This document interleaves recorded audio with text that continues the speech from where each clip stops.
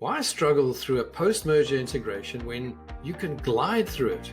Why deal with the PMI integration challenges when you can overcome them even before they occur? Why move slow when you can move at pace? What are the world's leading PMI experts doing right now to achieve profit-accelerating integrations? This podcast will give you all the answers to these questions and many more. My name is Dudley Peacock and welcome to the 100 Days and Beyond podcast.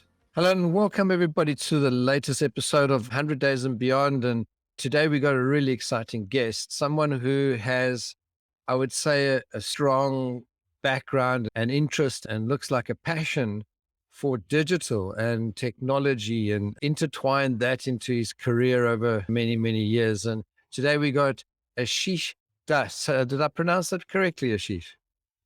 It's right. It's good.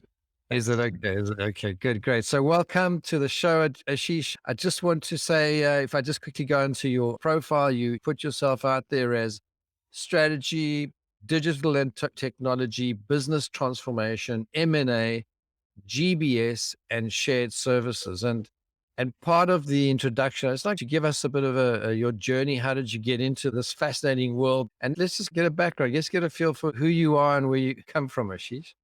Okay. Well, thanks for that, Daddy. Thanks for that introduction. Look, like many of us, I think when we started our careers in this industry, we kind of fell into it. Well, it was a little over 20 years ago now when GE was trying to do some offshore work in India and using and leveraging technology to be able to do it. We didn't think it was possible at that time. We didn't even have the right technology to be able to do it. We had big SAP dishes sitting outside our office and things would go down and we'd be twiddling our thumbs for quite a while. But that turned out into this massive industry, right, in India, where the economy in India has continued to grow and leveraged a lot of the services industry that we are now in other countries is very proud of and has been able to generate tons of employment and really have smart people in great jobs and lives. And then with that, a lot of companies, primarily in the beginning from the US, started doing a lot of the offshore work, and then had companies and organizations from Europe and then Asia as well. And then also multilateral organizations now have a lot of shared services that are outside and people are doing work from around the world. I don't think anybody had foreseen the pandemic at that time, but the ability to leverage and use technology and be able to do work from anywhere in the world, we started doing this about 20, 25 years ago. Over time, as organizations continue to look for efficiencies and continue to get better and sharper across their end-to-end processes and also leverage more and more technology, we've seen companies create what we call global business services, which are bringing together, if you may, corporate centers. So finance, HR, procurement, technology, admin, all of these typically will come into a GBS officer or a GBS leader, and you start finding synergies across all of these services across the group. And there are different flavors of how companies have done this. And, some have been super successful and some are still starting off, and you have to work within the culture of an organization to be able to get it done. But yeah, I think it's a capability that is here to stay and will continue to make organizations sharper, better, smarter as we continue to work in this hybrid world, if you will. That's a great introduction. And you really started at GE in 98. If we think back to 98, we had a whole lot of new technologies. I mean, we had the advent of email. I mean, that was starting to proliferate everywhere. Faxes and all that were still quite prevalent. Although GE was at the forefront of a lot of technology changes. But if you think back from 98 to where we are today, 2022, what's that, 24 years later, you must have seen an incredible amount of change, of dealing or coping with change and coping with especially the technology change, and you helping your colleagues, your people that report to you, helping those that you report to, etc., over your career, make sense of this changing world. And it's an ever-changing world. Give the audience a sense of how you view the world since 98 until now. I'd like to give, and I continue to build on that. Think of your home and think of your electrical cabinet and how you have wires to your home and then wiring different parts of your house. over the years, things have become so much more efficient. But when we were trying to do this, we were using clunky systems, they're really good, mainframe systems, but they weren't really talking to each other. You had to know different screens. You had to know what every screen within that mainframe system of yours was trying to do and really know and learn it. And then be able to run analytics. At that time, we used to run printouts and pages of data to be able to get to something. And there were questions that we wished we could ask, but knew that we could not because of just the lack of data or the amount of data that we would have to juggle through. And I think that to me has been one of the biggest change. We are able to connect to an ecosystem outside today using technology and the cloud that in ways that we could not previously. We can use data and ask questions that we could not previously. Just have so much capability today that we did not. When I started, one of the first things we would do is look at checks that did not go through the bank. And we would get images of all of those checks and microfiche shipped to us from the US to India. And we would sit in a dark room at night, put it in a big machine and run it through that machine and punch information out on an Excel spreadsheet and do reconciliations later at night. Today, if I have a check, I can scan it on my phone and I can deposit it and I can move on. And you still do a check in the first place. It's so different. Yeah, and I mean, I don't think I've heard the word microfiche must be in 20 years. Oh my God, that's right. Yeah. Yeah. Going back to your CV, I mean, you talk about growth and results oriented digital technology and GBS and shared services. The podcast is about post-merger integrations. It's about integrations. It's about bringing different facets of a business or businesses together. Let's start at the beginning. I mean, you do target selection. You select an entity to buy. You go through the process of negotiation, due diligence, etc. And as a technology person, I mean, then once the deal's signed, then there's this whole integration phase that has to happen. And you've got all these multiple technologies across different organizations, and even organizations have different geographic regions, or they have divisions, or their business is split and they buy in an entity for a particular purpose. They might want the technology, they might want the people, they might want the geographic footprint. I mean, there's so many different reasons why acquisitions take place. But if we come back and we relate it back to your world, I mean, you talk about growth and results-oriented digital technology and shared services. In my mind, and the whole technology space can often be extremely frustrating on the one side of the continuum, especially for users, because stuff just doesn't work and they're trying to do their jobs.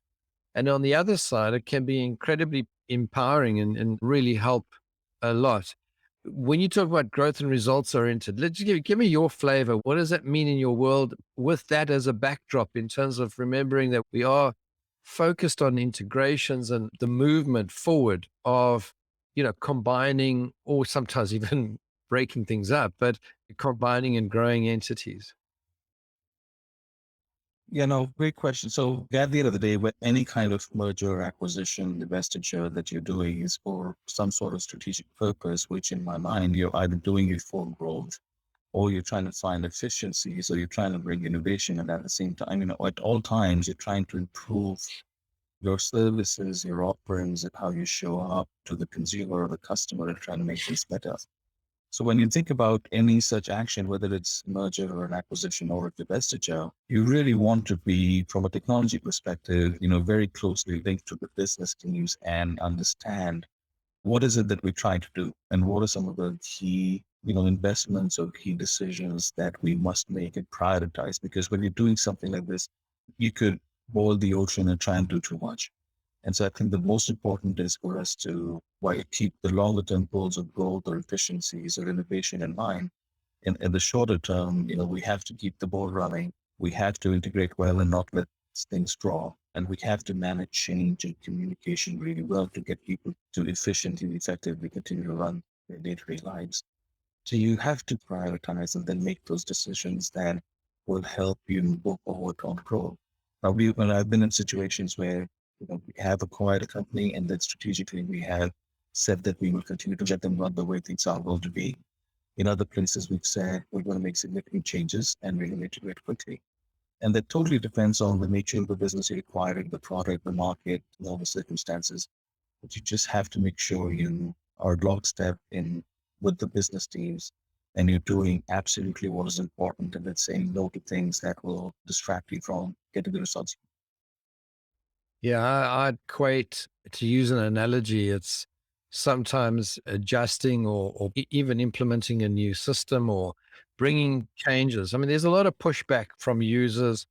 Sometimes users can be excited initially and then get incredibly frustrated or sometimes even angry at some of the changes, or because they just, I think a user that from a point of view of they're just trying to get on with their day jobs. And if there are bottlenecks and things that are making them have, and we talk something practical, forcing them to work late. Coming back to the analogy, for me, it's often like driving down the motorway at 100 miles an hour and trying to do either an engine change or a gearbox change.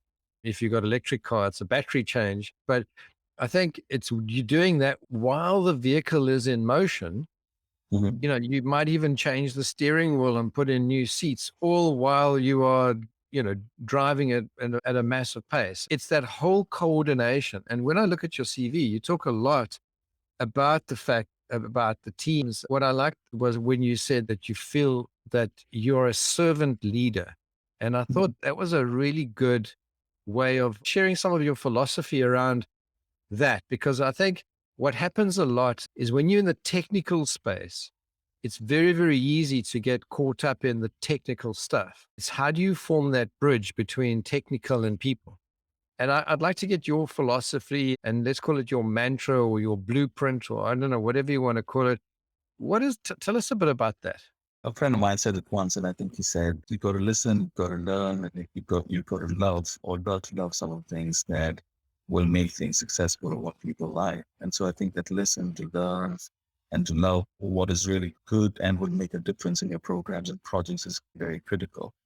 In one of the acquisitions that we integrated, we did it in a very difficult market, one of the world's most difficult markets to run an SAP implementation, and did a really good job. I think the teams worked considerably hard. There were things that we learned at that time which we did not know.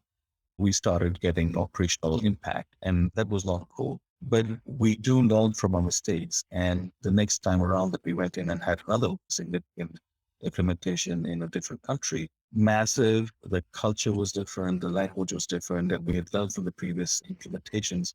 We sat down with the teams and we actually got people in a room and we had everyone talk about where they came from, what was most important to them. And, what does 4 p.m. mean for you? I'm going to have a cup of tea. Or what does that mean? And, what is somebody else going to do at that time? And it was really interesting for people to come together and really talk about their shared experiences, their culture, and how people get around to understanding each other and really talking about things that are important. And some countries don't. And, it's just the culture is different and you have to approach it differently. We started this other program with that as a base. And then we also spoke to our business leaders and had a conversation with them about what success meant to them. It was a big SAP implementation and the typical, project metrics of being on time, on target, on cost were important. But the business leader had an ask of us, and the ask was, do not mess my business up. I've got a lot going on right now. And we had to go back and say, well, we've got to shut down some of the lines and we're going to have to come back up after a while. And while we plan everything, something will go wrong. And so while there will not be zero disruption, can we agree on what unplanned disruption would look like? And so we put a definition in for disruption, and then we said if anything went out, that was the unplanned disruption. We agreed to no unplanned disruption, but then we spent a lot of time defining what planned disruption was. And then we went back in and worked that in with our finance teams. And we also prepared to say we had to go out on the street and let them know if there would be any material disruption, we would disclose that. Wasn't going to be a lot eventually. But long story short, I think you really need to talk to your people to understand the cultural differences. You need to understand what makes people work. And you need to really define what success will be and put some guardrails around that. Hopefully that helps. It's just making me think that even you almost have to go down to the fundamentals of what words mean. And I think people don't realize that to what sort of level you have to do that, especially when you're in a multicultural environment. I was involved many, many years ago with one where I think Price Waterhouse did some work with Unilever, and there was a whole integration with the HR department, and there was a consolidation of all the HR offices across multiple factories, across multiple countries, across multiple product lines, and so on and so on, and jurisdictions and laws. If you think just in the HR space, that in itself is a nightmare. And if you come back to technology, a lot of the technology runs the payroll, will do the pay slips, will do the calculations on the pay slips and so on. And if they either get paid late or paid incorrectly, you could have queues outside your door and people having conversations and consuming a lot of the project time just dealing with queries from users. So coming back to the M&A side of things, what was very interesting in your CV, Ashish, you talk about breadth of understanding in emerging and core digital and technology solutions across. And this is now very, very interesting because it's marketing, sales, supply chain, R&D, and obviously the corporate function. So it's a cross function environment. So you would have, tell me a bit about the experiences or just like we've got cultures within the cultures in organizations, you also have employee types, if you like. Salespeople generally are different to marketing people, are different to finance people, are different to operations people, are different to distribution. So tell us a bit about your experience around that. When you're going into an M&A and you're going into a post-merger integration, especially on the technology side, but with that people element, tell us a bit about your experience there. Maybe pull up a case study or just give us your view on that. Yeah, no, look, at the end of the day, you find that most of the teams who are trying to really be super successful in what they're trying to do, the sales and marketing teams usually have their own pressures and they want results really quickly. They're out in front of the customer. They're the guys who are bringing the money in and they're usually very, very demanding. And of course, the finance guys, very, very focused on controls, want to make sure that, we've got the right numbers going through the books and we can add them all up. When we're doing a large integration like this, we have to be able to prioritize. And I think we spoke a little bit about that earlier. We have to be able to say what is most important. So in one of the acquisition integrations that we did, it was across the spectrum where we had to do legal entity changes, move people from one legal entity to another. We had to integrate the factories of the production and planning systems. We had to integrate our sales systems, our trade and promotion systems, and all of that into our SAP. We had a choice to go big bang and do everything at the same time, but the change management around that would have been significant. From a technology perspective, we would have pulled up our socks and said, yep, we can do it. But as we went through the entire change management, we said integrating everything and giving the employee on the shop floor a completely new experience tomorrow morning is a significant change, and it adds to the complexity that we don't need. Now, we went back and said we would integrate parts, and then there are others that we would stitch together and let people work the way they go to work right now and have all the numbers and metrics come out the way we want them to. That caused us, it was more painful, but it was helpful from a change management perspective on the shop floor and the sales teams to actually get it moving and not change their life too much on day one.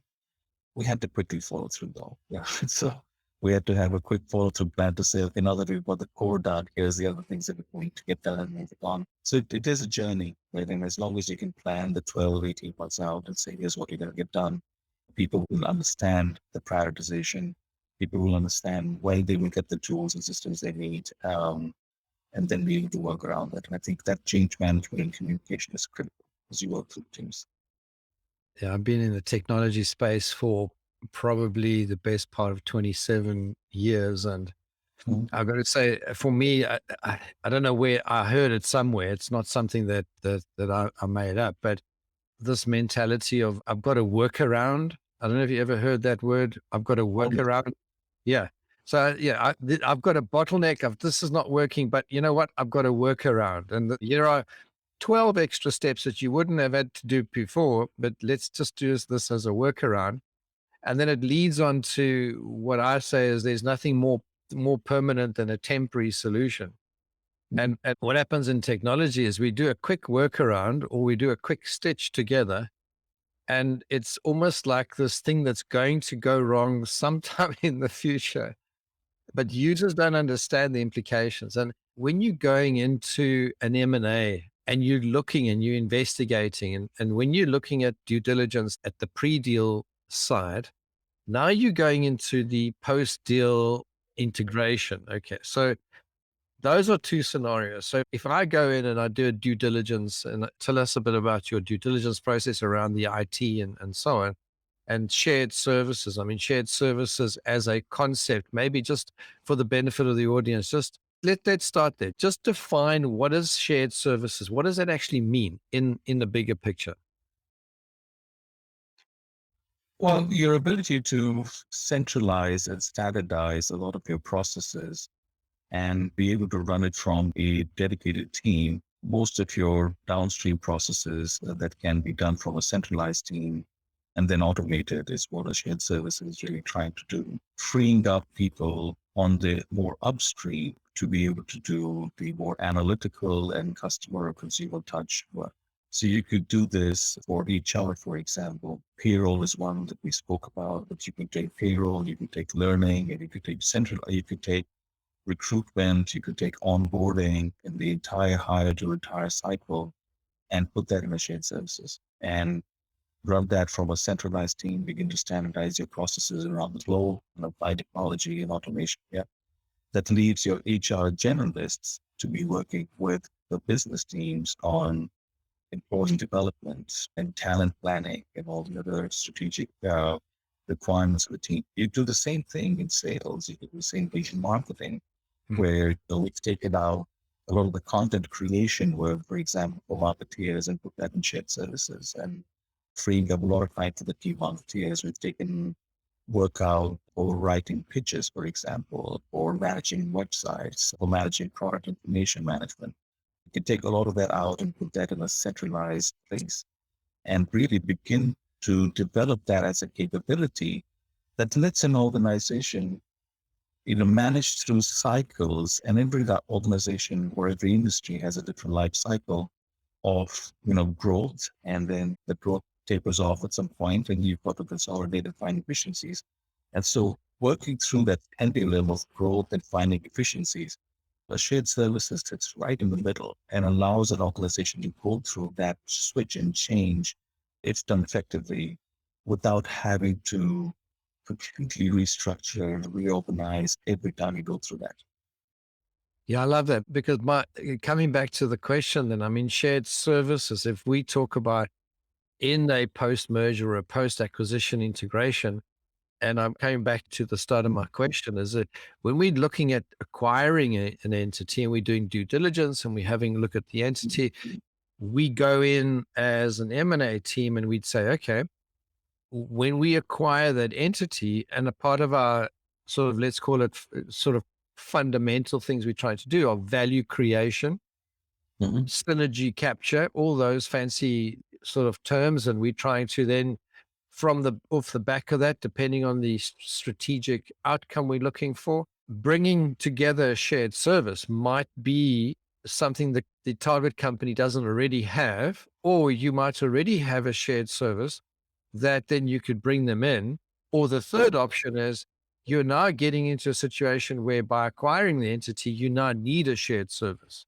So there are different scenarios that play out. And I want to get your sense of that because for those within the audience that I say, okay, what is it that IT actually do in an M&A, in a post-merger or post-acquisition process to integrate and to bring out value and to, not just be another cost? Because sometimes the view could be, you know what, we got 5 systems, and when we consolidate or buy those 4 or 5 entities, we could strip out all those license fees.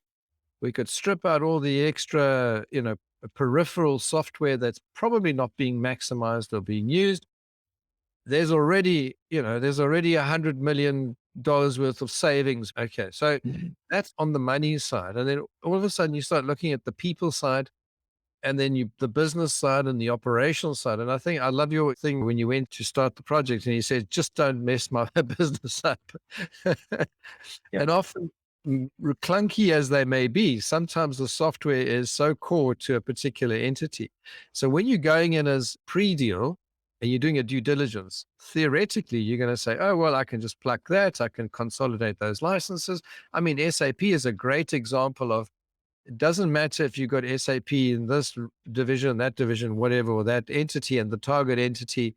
SAP, as an example, is so customized often that when you go in and you actually purchase the entity, they might have SAP licenses, but the way that they've implemented the system is so entirely different that there's no ways these two SAP systems can talk to each other. I mean, that goes across to any ERP or any kind of system, that you might have the same identical license or license fee, but the way that the software has been implemented, because there's intellectual property, there's process, there's system, the workflows, that sort of thing being built in. Give us your experience. I'd love to hear your experience on that. No, I mean, you've done a great job already talking about what we would do. And I don't know if I can add a lot more value to that, but if I was to just summarize that, I think what we're really trying to do is, of course, look at the cost side of it, right? You're looking at the technology, you're looking at the shared services capabilities, and you are saying, yep, we can put all of our payroll into into our shared services. Or if you don't have a shared service already, then you suddenly begin to realize you have, let's say, plant accounting done in all of our plants, and then suddenly you have too many plant accounting cost accountants, and you don't need all of that, and you can begin to find synergy. You will look at those shared services and the technical architecture, but essentially what you're looking at, block one is to figure out those cost efficiencies across people, process, technology, licenses, and everything else. The second thing is, of course, you are trying to look at how the business will actually run, and what is the organization going to be, and who's going to be making decisions, and then does your technology and your shared services capabilities support that today, or do you need to redesign something?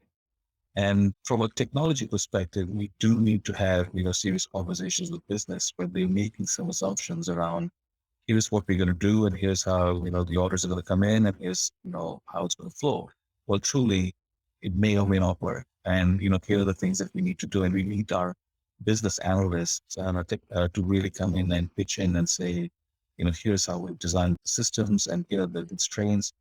They usually know much more operationally, and we find that the business analysts really have a depth of knowledge that must be considered, and we have to take that and elevate that conversation back to the guys who are making the decisions on the business and how things are going to run. So designing that process and getting the right subject matter experts and elevating that voice up into the assumptions being made is critical to success. And the third is making sure you have the right people assigned. With so much that's going on, we may not have the right people working on it, and they will be off doing something else. So then again, you've got to make those trade-offs. So again, within that M&A pre-need, you go and try to understand what the blueprint is and what you're going to need, and get some of the right people to come in and have a conversation and look at the systems and say, is this truly going to work? One of the examples, we were going to use APO for our planning system, and we'd gone in with that assumption saying, yep, we're going to run with it.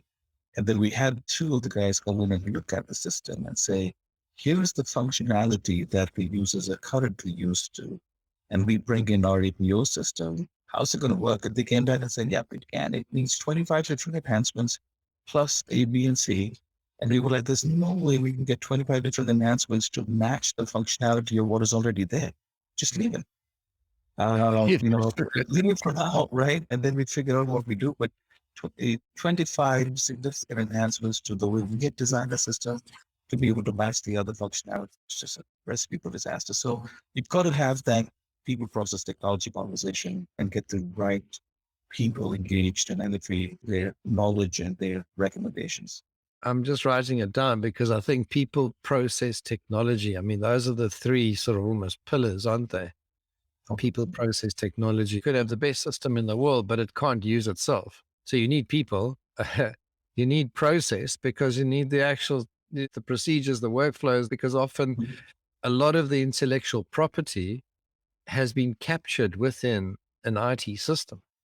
How do you value a digital asset? How do you value an asset that's e-commerce store?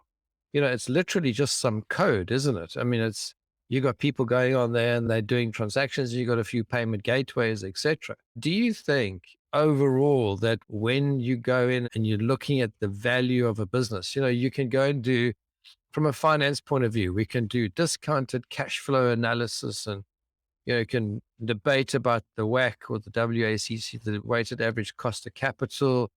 You could debate about the value of the assets, the buildings, the machines, the equipment, and etc.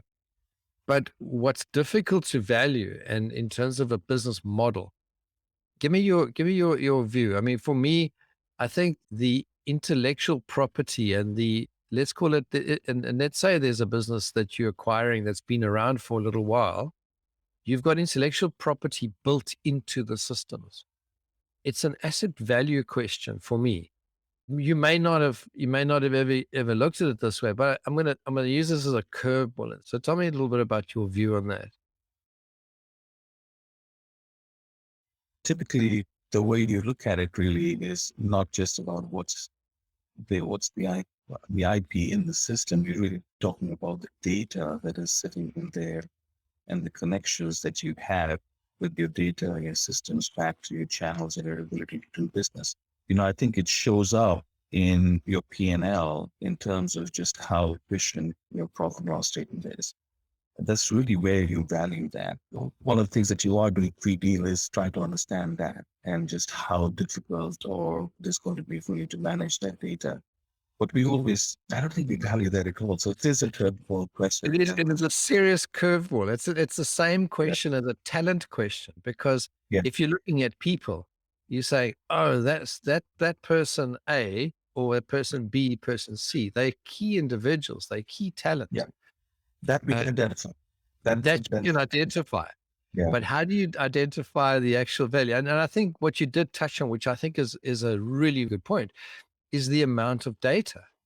Now, often there's a lot of data that's not being used or maximized or really put to work that's been accumulated in IT systems. Sometimes it's difficult to extract. Often there's a significant value. So when you go into an entity, you start looking at valuations and so on. And when you're looking at integrations, you start saying, okay, the data, what can we extract? Because remember, what the core issues around integration really are, that we kind of trying to answer the question, how can we capture value? How do we get or value create? How do we capture the synergies?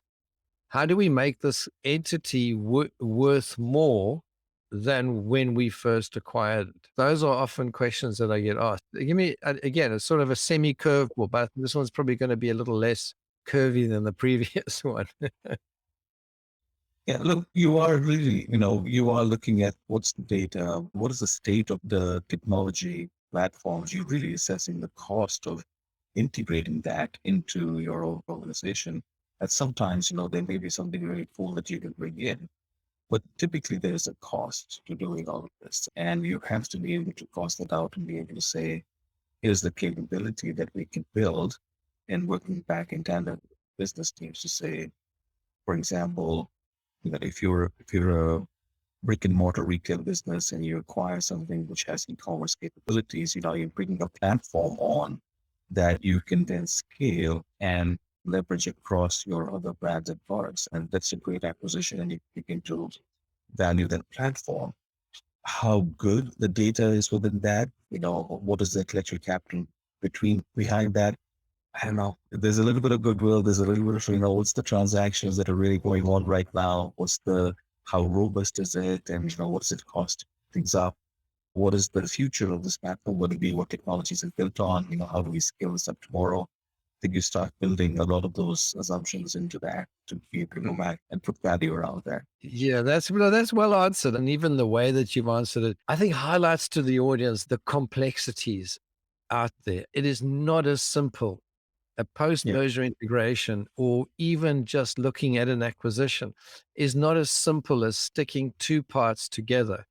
There are so many layers that you have to peel away, pretty much like an onion, but to use a cliche. But I think that's really the essence of what you've mentioned. And that's why that's why I'm throwing the curveball, because I think it's important from a guy like yourself. I mean, you got an incredible experience. You got such an amazing CV or resume from 1998 until 2022. You've been in the tech space. You've been in the M&A, merger acquisition space. You've led teams. You've been direct. You've managed some serious environments, and it is complex. And it's never the same when you go from one to the next, although some of the principles remain the same. But I think you said, what was it? People, process, and system. So people, process, and technology. That's right. That's what you were saying. The three sort of pillars that are key. I'm loving that. And I think that just highlights, I think, the complexity, because there's no one size fits all. There is. I want to just change gears a little bit and say, okay, look, you've had this career that's seen mainframes. I mean, that was the old cloud. If you think about, that's the sort of the first technology around cloud. You had the thin clients, if you remember those days, where you had no memory, nothing within the terminals, and everything was in the mainframes, and then it went back down to PC level. And now we're doing cloud, which is pretty much the same thing. It's just gone full circle. It's just the concept staying the same. The execution is slightly different. But where I see the biggest change, and why I'm bringing this up, because you've worked across sales, marketing, operations, et cetera, you've worked across, as shared services, you work across so many different operational areas. What's busy happening now, in my view, across many organizations is there's a shifting landscape. There's a shifting market. Consumers or customers are buying differently, demand different things, are demanding a different type of delivery or different type of service. The way that things are going, the brick and mortar businesses, I mean, if we go mainframe style, IBM, those big buildings that they used to house computer technology, now everything's in these big data warehouses where you don't even know where they are, in terms of cloud. How do you deal with this transition from sort of old technology into an online world, if you like? How have you dealt with it? Give us your view on that. Yeah, it's a broad question. So the shift is evident to all of us, and we are all, not just in the technology or shared services professionals trying to make a change, but we're also consumers and users of that. And we also are changing just the way we consume data, we consume services, and our expectations are different. So I think we're all living that change. And, as we go through this, there's the core project part of the organization where you have to go back in and look at your infrastructure or your technology stacks, and you have to modernize all of that. So there is a component of modernizing all of your technology to be more contemporary to the new ways of consuming data or running, analytics and reaching out to the consumer. It's a very complex project or a program of projects that needs to be managed very carefully and well aligned with the business teams, because that is a significant cost to the organization to upgrade your chassis, if you will, to something that's going to be fit for the future. In some cases, you might decide to build a completely new chassis and say, we're not going to retrofit back with the old one. Totally depends on where the organization is. The other part of your question is, how do I see this change and where is it all going? Definitely to a better place, right? But there are some things that are still going to be there. I mean, if you think about gaming, you still have consoles. Will the consoles completely go away? Perhaps not. But could you start using your TVs as a console as well tomorrow? You could. And I think there is that convergence of these technologies and devices that we will continue to see. And with more and more data and analytics, our ability to offer services and products that are sharper and better and more personalized, I think that will continue to get better and better. And as we invest in our analytics capabilities, our logistics, supply chains, planning systems, our ability to do that, at least at the conceptual and theoretical level with the data and information, will continue to get much better. We do have a few curveballs that keep coming at us, COVID or the situation with Ukraine right now, which completely upset our supply chains. And I think, as we get more data and information and, hopefully all this resolves well, and soon we will be able to just get much sharper and better. It's fantastic to be in the middle of this transition. When I talk to my kids, I tell them you set a phone where you have to stick your finger in and rotate to get to a number. And that could memorize all those numbers. They're not seeing that. But we've gone through that to other mobile phones to be able to do everything sharp on your phone. We've seen a lot of transition, and I think you get to see. Yeah, no. These days it's, hey Alexa. You just talk to Yeah. the computer. You talk to your computer. You talk to your car. So yeah, it's fantastic. It's things that I think we spoke about. It's a little questions that you didn't think you could ask because you didn't think you had enough data or you had too much data. It's for someone like me when I'm in the car, I'm thinking, and I want to be able to talk to my car and say, hey, here's some notes and reminders, and here's what I want to do. Okay, you call person A or B. The call person A or B works. The other things, still getting there. There's so much more that we can do. Yeah, I think there's a book called something about the second brain or something like that, where you have your thinking creative, sort of the planning strategy brain, and then your second brain is the one that must do all the processing stuff. And it's how do you get technology to be your second brain, where you can just do the stuff that you love doing, do the stuff that is really where you can add most value to the world, and spend most of your time in that space and less time in the actual, let's call it the sandpit, and filling a bucket of sand here and just emptying it over there kind of thing. All those mundane things that are not necessarily moving you forward. Yeah, that's right. I mean, we're investing in technologies using machine learning and AI, where a business leader can just type in a question and say, hey, what does my share look like today? Now, you spoke about this a little earlier, saying, what does share look like today mean? Every word means something. And, share of brand or category includes A versus B, and, just being really clear about what the data set and the definition is. But we're working on a lot of that today to say a business leader should not be spending a lot of time going through pages of reports or multiple automated Tableau dashboards, let's say, but there's still a lot of them. But can you get to a point where you can just say, Alexa, what does my share look like in front of today? What category B and what happened, right? And you should be able to throw that information out. There's enough out there today that gets very close to it. We continue to get better at it as we work through our data, as we work through our definitions.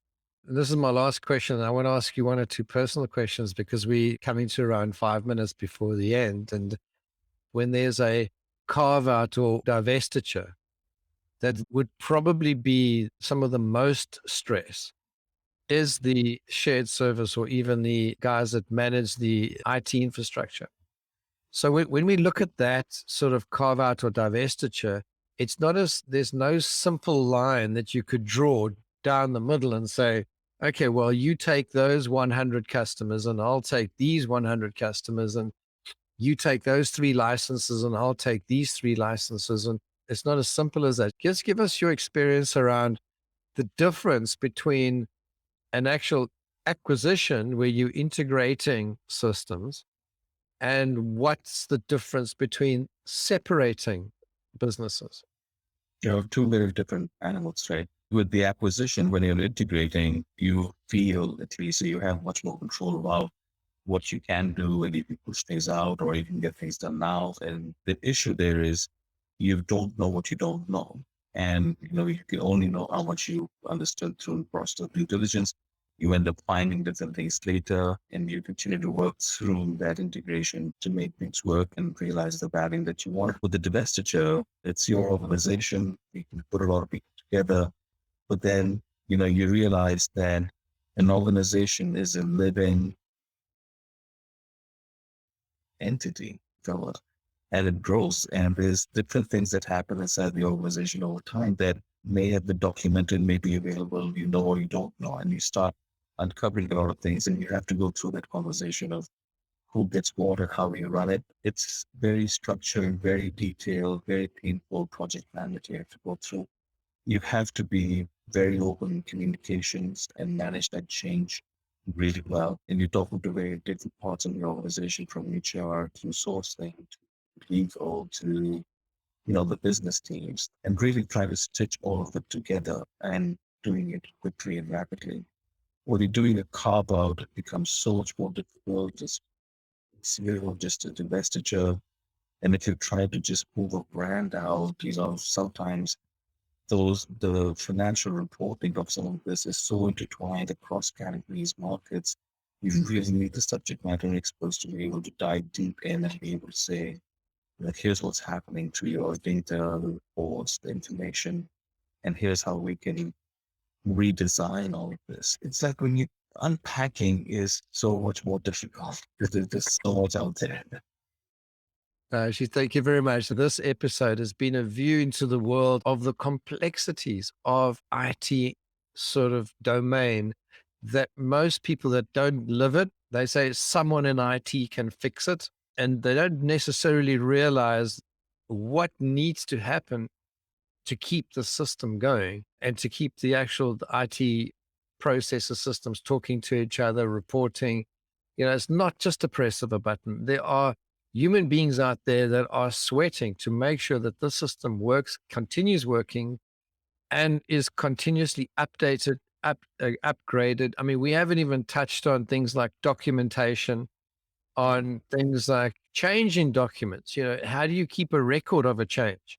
If a business manager said, look, I want to adjust or amend a particular process, and then you go and do it, and then 3 years later, someone comes back and says, but why did you do it like this? Somewhere someone needed to keep a record of it. Just before we end, do you want to quickly comment on that?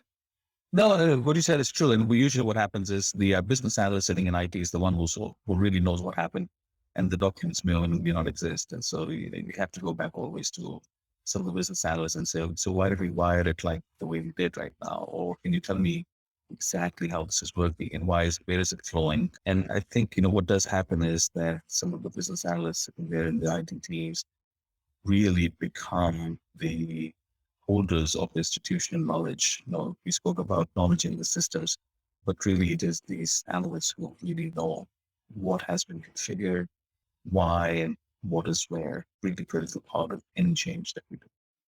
Yeah, and thank you very much, Ashish. I want to just come onto your personal life just briefly, if you don't mind. How do you keep sane in this crazy world? How do you keep healthy?